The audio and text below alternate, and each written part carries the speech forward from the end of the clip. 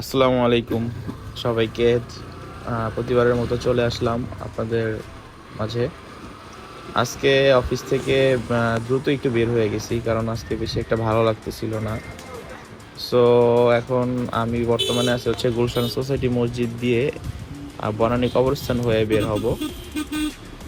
তো যেতে যেতে আজকে আপনাদের সাথে কিছু কথা বলবো। সেটা হচ্ছে বর্তমানে বাংলাদেশের যে পরিস্থিতি, এই পরিস্থিতিতে আসলে কখনকার কি হয়ে যায় সেটা বলা খুবই মুশকিল। আজকে আবার খবর পেলাম যে এনসিপির একজন লোকের নাকি গুলি লাগছে। সো এই বিষয়টা খুবই ভাবার। তো সবাই সবার দিক দিয়ে সাবধানে থাকবেন। আর রাজনৈতিক প্রসঙ্গে আসলে বেশি কথা বলতে ইচ্ছুক না আমি, যদিও যেহেতু আমি কোনো রাজনৈতিক দলের সাথে সম্পৃক্ত নই। যাই হোক, আমরা বাইরে অন্য কথা বলি। অফিস থেকে বাসায় যাওয়ার পথে প্রতিদিনই আমি কোনো না কোনো একটা অনাকাঙ্ক্ষিত ঘটনার সম্মুখীন হই। তো সেটা আমি আপনাদের কাছে তুলে ধরি। তো আজকেও এরকম যাচ্ছি অফিসে, হঠাৎ যাওয়ার পথে দেখলাম যে একজন বাইকার খুবই দ্রুত গতিতে যাচ্ছে।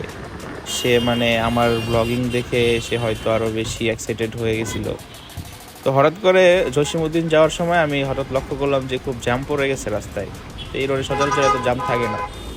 তো জ্যাম থাকার কারণে আমি হচ্ছে একটু স্লো করলাম। তো ডানে তাকিয়ে দেখি যে কোন একটা অঘটন ঘটছে। তারপর আমি খুব ভালোভাবে লক্ষ্য করলাম যে একটা কালো গাড়ি, একটা কালো প্রাইভেট কার, এটাতে হচ্ছে এটার অ্যাক্সিডেন্ট হয়েছে। তো বাকিটা আপনারা দেখেন কি অবস্থা।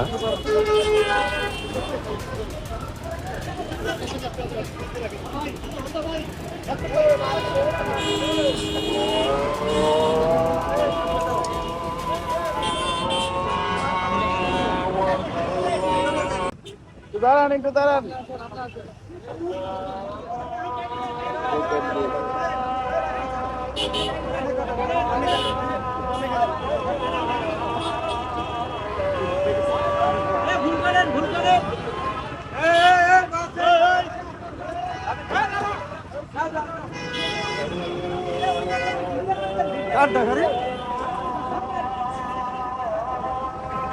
এখানে অ্যাক্সিডেন্টটা এই কালো প্রাইভেট কারটার জন্যই হয়েছে মূলত।